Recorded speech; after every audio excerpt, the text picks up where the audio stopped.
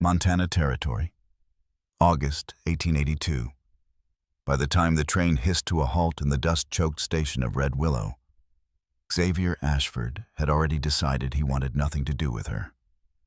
She would be just another complication. That was what he told himself as he stood with his boots planted firm on the splintered platform arms crossed over his chest, watching the plume of steam rise into the pale sky. He had not asked for a wife. He had not written any letters.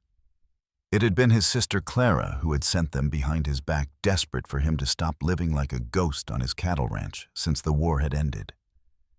Xavier had buried enough in his lifetime.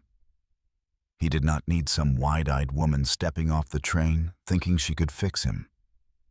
But then he saw her. Her hat was crooked from the wind, and dust clung to the hem of her dark traveling dress. She stepped down slowly, one gloved hand gripping the rail, the other clutching a worn satchel. Her name was Odessa Hartley.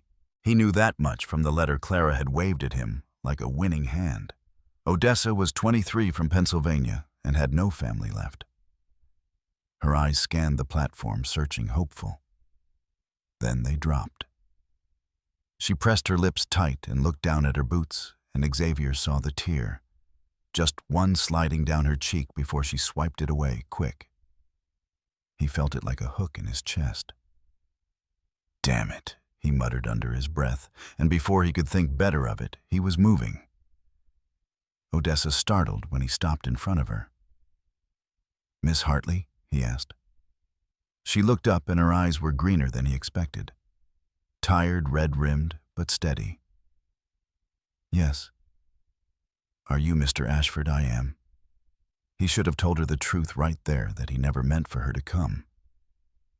But something in her face stopped him. That tear. The fact that she had not cried more. She was holding herself together like a barn patched with old nails and prayer. "I am sorry," she said quickly, her voice soft but clear. "I know this may not be what you wanted. I can find work in town until I can afford." "You will come with me," he said, cutting her off. "You came all this way. I will not have you sleeping in some saloon room." She blinked.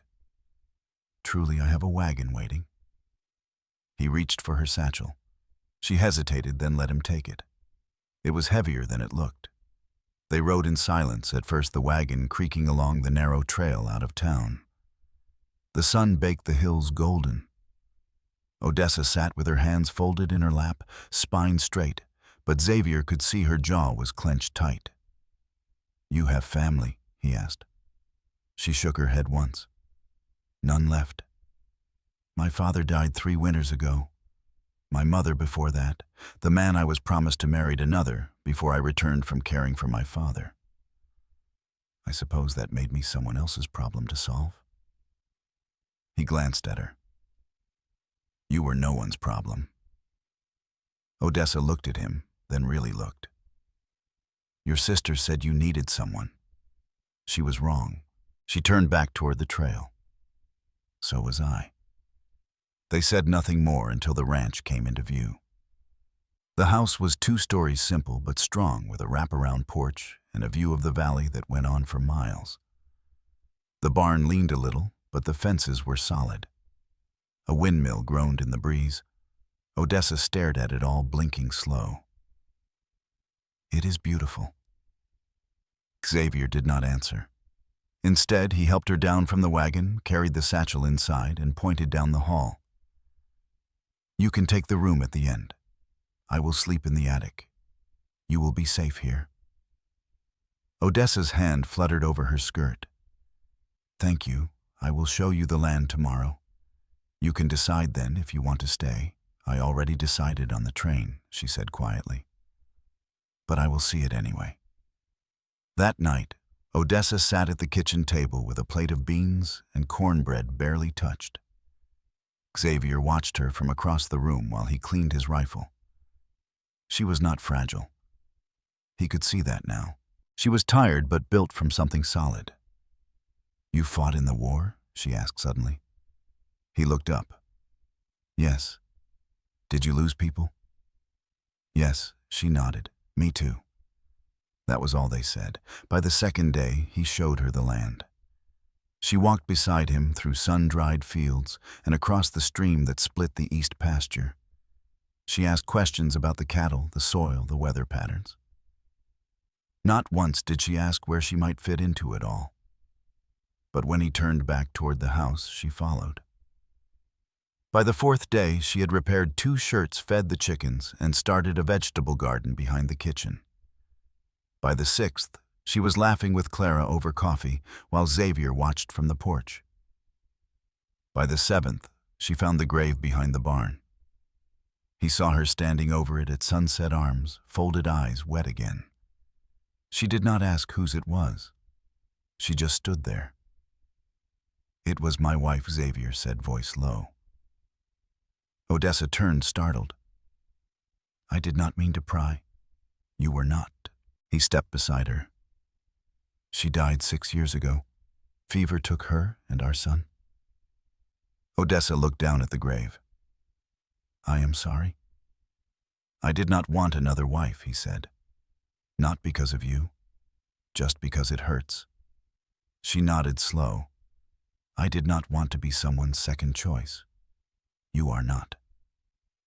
Their eyes met. Odessa stepped closer. "Xavier," she whispered, voice trembling. "I am not asking you to forget. But I came here with nothing but hope. I do not want to lose that too." He reached for her hand. She let him take it. "I do not want to lose you either," he said. And she smiled, real and soft. That night, Odessa stayed in the kitchen long after Clara left. She dried the dishes while Xavier stacked firewood. Their hands brushed once. Then again. She did not pull away. "You still want to leave?" he asked. "No," she said, turning to face him. "I want to stay."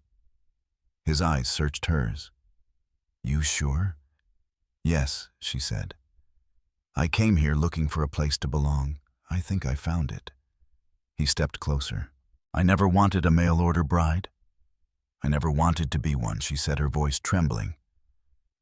"But I am glad you came." "So am I."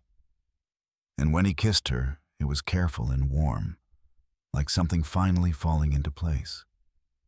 The chickens had torn up half the lettuce sprouts by morning. Odessa knelt in the dirt in her plain cotton dress sleeves, rolled jaw tight as she replanted what she could. The sun hadn't cleared the ridge yet, and the grass was still damp with dew. She didn't speak when she heard Xavier's boots behind her, only brushed the soil back around a fragile stem and pressed it gently down. "You could fence it in," he said, after a moment, his voice quiet. "I plan to," she replied, brushing her hands on her apron. "But there's only so much wire, and I wasn't sure what you'd need it for first." He crouched beside her. "Wire's yours if you want it. I'll use wood for the back pasture.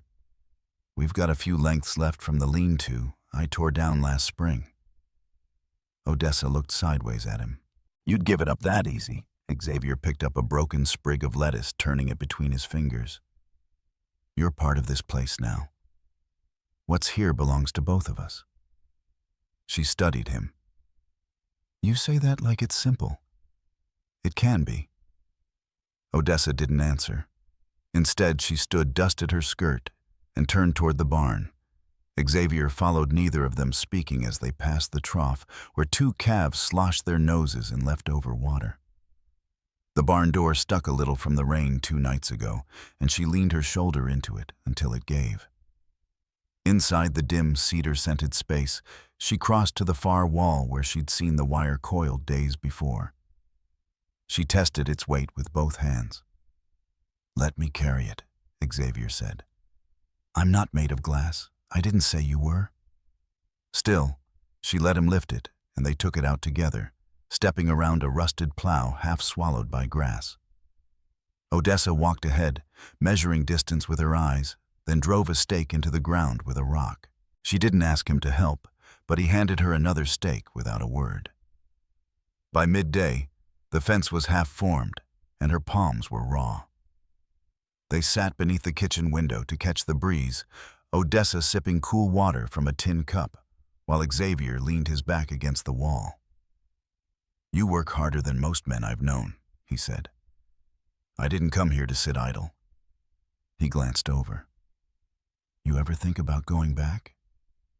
"No," she said. "There's nothing left east of the Mississippi I care to see again." He shifted, resting his arms on his knees. "You don't talk much about what you left behind. That's because I don't miss it." She didn't expect him to ask more, but he did. "What did you love?" Once Odessa set the cup down on the windowsill. "Books, music. I played the piano for it before my father sold it to pay the doctor." "Did you hate him for that?" "No," she said. "It got him 4 extra months. I'd have sold my hands for that." Xavier looked at her long and steady, but didn't speak. She didn't need him to. The silence between them had started to feel less like absence and more like understanding. She rose, brushing straw from her skirt. "I'll finish the fence before supper. I'll bring the hammer," he said, pushing to his feet. Later, the sun dipped low and lit the valley in bronze. The fence stood finished, the garden safe. Odessa sat on the porch steps, pulling thorns from her hem, while Xavier smoked beside her, the scent of tobacco curling slow in the air. "I thought I'd feel like a stranger here longer," she said. "You're not a stranger." She looked at him, cautious hope flickering in her eyes. "Then what am I?" He turned his head toward her. "Hard to say yet, but I know I don't want you to leave. I wasn't planning to." He nodded, then tapped the ash from his cigarette. "You got a favorite flower, phlox?" she said, surprising herself. "It grew wild behind our old church. Pale purple. Smelled like honey warmed in the sun. I'll see if I can find some seed for you." She smiled and tucked her knees up under her chin. "No one's ever planted anything for me before." Xavier didn't answer right away. Then he said, "You've planted a lot for me already." They sat there until the stars came out quiet, both of them leaning just a little closer than before. It rained the day Odessa found the ledger. The barn roof sang with it, steady and thin, like a needle stitching sky to earth. She was looking for an oil lamp in the storage loft, picking her way through crates of rusted tack and forgotten tools, when she saw the corner of it wedged beneath a heap of burlap sacks. Bound in cracked leather, the book was heavier than it looked, and when she opened it, the pages smelled of dust and smoke. Inside were columns of names, numbers, and notations scrawled in Xavier's tight hand. Calf counts, feed quantities, weather notes. But then toward the back, another kind of entry. Short lines, dates, some crossed out, others underlined. She ran her finger under one that read simply, January 3rd. Levi coughed through the night. Didn't wake come morning. She closed the book carefully and stood still for a long while, her breath quiet in the dim space. She didn't read further. She didn't need to. When she came down the ladder, the rain had eased to a mist. The hills wore it like a veil, and the horses stood still in the distance, their backs darkened by damp. Xavier was at the workbench outside the smokehouse, sharpening the edge of a side with long practiced strokes. He glanced up when he heard her boots. "You go looking for something?" he asked, nodding toward the barn. "Lamp oil," she said. "But I found something else." He set the blade down and wiped his hands with a cloth. "I figured I'd lost that ledger." She didn't hand it back. Instead, she kept her fingers around it, thumb pressed against the spine. "You kept his name," she said. Xavier didn't speak for a moment. "Then I couldn't say it out loud for a long time. Writing it helped some." She stepped closer, the book still in her hands. "You don't need to explain." "I know," he said. "But I want to." She waited. "I told myself I'd bury it with them," he said. The want of anything else. The years kept rolling, and the quiet got easier to live in. Then Clara sent those letters without asking. Odessa looked down at the warped leather in her palms, and I stepped off that train. He met her eyes, and I saw someone who knew what it was to keep going with empty hands. She held the ledger out to him. "I think this belongs inside," she said. He took it, fingers brushing hers. "Thank you." They walked back together under the soft gray sky. The house glowed faintly with lamplight from the kitchen window. Inside, she hung her shawl near the stove and began slicing potatoes, while Xavier set the ledger on the shelf above the hearth. "You ever keep a journal?" he asked, settling into the chair across from her. "Once," she said, "when I was 14, I stopped after my mother died. It felt foolish writing things no one would ever read." "I'd read them," he said. She looked up from the knife, surprised. "Why?" "Because I want to know the parts of you you don't say out loud." She turned back to the board. "Maybe one day I'll write them again." The stew simmered slow while the rain deepened. Odessa stirred it with one hand, the other resting lightly on the edge of the table. Xavier watched her without speaking, his gaze steady but unintrusive. There was something in it that made her chest ache, not with sorrow, but with a strange tentative shape of hope. When they sat down to eat, he paused before lifting his spoon. "You've changed things," he said. "I've only cooked a few meals and mended some shirts." "That ain't what I meant." She looked at him across the table. "Then say what you meant." He didn't look away. "The house feels full again." Odessa folded her hands in her lap and nodded once. "It does." That night, she lit the lamp she'd been searching for earlier and placed it on the windowsill in her room. Wind moved across the grass outside and the eaves creaked softly. She sat at the small desk Clara had helped her clean days ago and opened a blank sheet of paper. She dipped the pen and in a careful hand wrote, "August 10th, he remembered his son's name and trusted me with it." She folded the paper in half and tucked it beneath the drawer. Then she blew out the lamp and lay down, the hush of the prairie pressing gentle against the walls. In the dark, Odessa felt it for the first time, not just the safety of the place, but belonging. Not as a visitor, not as a wife by arrangement, but as someone seen. And in the house beyond her door, Xavier sat beside the hearth, ledger unopened, watching the fire burn low, knowing she hadn't run, knowing she'd stay. The first frost came early that year. Xavier found Odessa in the root cellar before sunrise, bent low over a crate of turnips, breath clouding in the lantern glow. Her braid hung down her back damp from the cold seep threading through the earth-packed walls. She didn't flinch when he stepped down beside her, only shifted to make room. "I thought I'd pull the last of the beans today," she said, voice even. "If the ground freezes solid, they'll spoil under the soil." "I'll set the plow aside," he said. "We'll both go." She nodded once and lifted the crate between them. No wasted movement, no fuss, just two people bracing for winter side by side. By midday, their hands were stained with soil and the garden lay bare rows of stubble where life had been. Odessa wrapped her shawl tighter, eyes scanning the sky.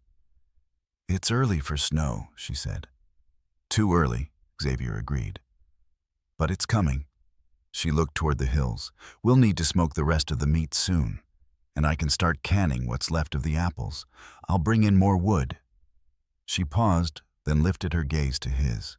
"Have you ever had someone here through winter since?" "No," he said. "You'd be the first."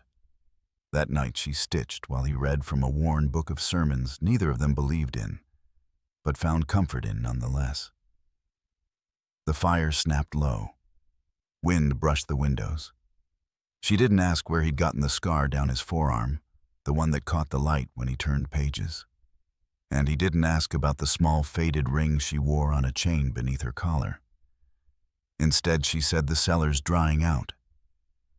"We'll need to lay straw under the crates," He nodded. I'll check the rafters tomorrow.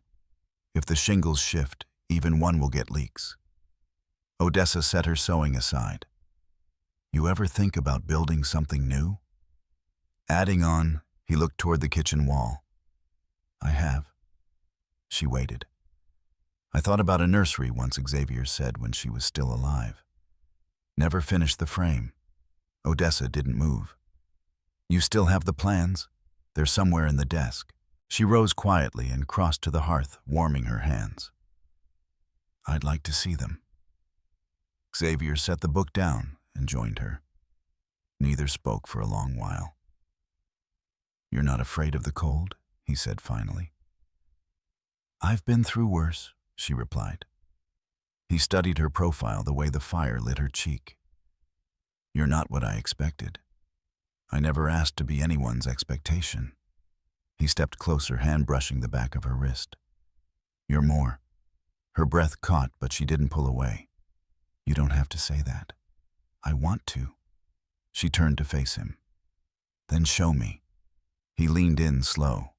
The kiss was quiet, steady, without hunger or hesitation.